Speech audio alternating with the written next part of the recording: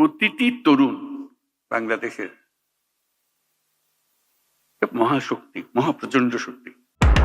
আমাদের একটা মস্ত বড় জনসংখ্যা, আগে মনে করতাম এটা বড় বোঝা বলে, এটা সম্পদ, মানব সম্পদ।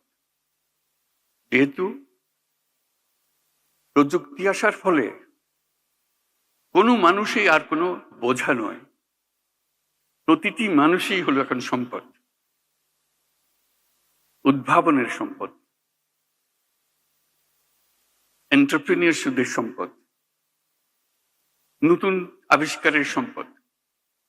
আমরা সেই সম্পদের সম্পদশালী।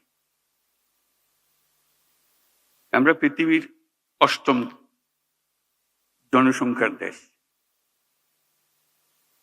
কাজে সোজা কথা না, তলারের জায়গা না, একদম উপরের জায়গা। মানুষ এগোতে পারছে না বহু দেশে তার মানুষের অভাবে। আমরা যে মধ্যপ্রাচ্যে লোক পাঠাই, তারা কোন দুঃখে আমাদেরকে নেই?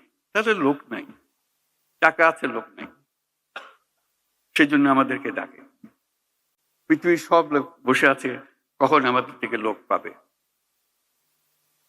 আমি প্রায় বলেছি, চীন যেভাবে অগ্রসর হচ্ছে, চীন হলো সবচেয়ে বেশি সর্বোচ্চ সংখ্যক জনসংখ্যার দেশ। আমি যে যেভাবে অগ্রসর হচ্ছে, কিছুদিন পরে বোধহয় আমাদের কাছ থেকে লোক চাইবে, তার এত টান করবে তখন। এই হলো আমাদের সুযোগ।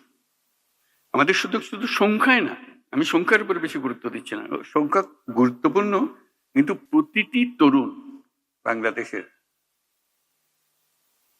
মহাশক্তি, মহাপ্রচন্ড শক্তি। সেই তারুণ্য বিশ্ব জয় করতে পারে। সেই তারুণ্য আমাদের যত রকমের অভাব আছে, যত রকমের ঘাটতি আছে, তার চাইতে অনেক বেশি সে নিয়ে আসতে পারে। একটু সম্পূর্ণ ভিন্ন এক প্রজন্ম। সেই প্রজন্মের জন্য দরজা খুলে দিতে হবে। আমরা শুধু বসে আছি দরজা তালা লাগানোর জন্য। এটা বলতে পারি, এটা অনাবশ্যক, যদি সবাই অনুভব করি। আমাদের তারুণ্য জুলাই মাসে যা দেখিয়েছে, আগস্ট মাসে যা দেখিয়েছে, সেটা তো পৃথিবীর একটা অনন্য দৃষ্টান্ত। এটা সাধারণ একটা ঘটনা না, যেরকম করে অন্য দেশে বিপ্লব হয়, এই হয়। এই বিপ্লব কোথাও হয় নাই। তার প্রতিটি জিনিস যদি আপনারা বিচারে বসেন, দেখবেন যে এটা প্রতিটি দিক থেকে অনন্য।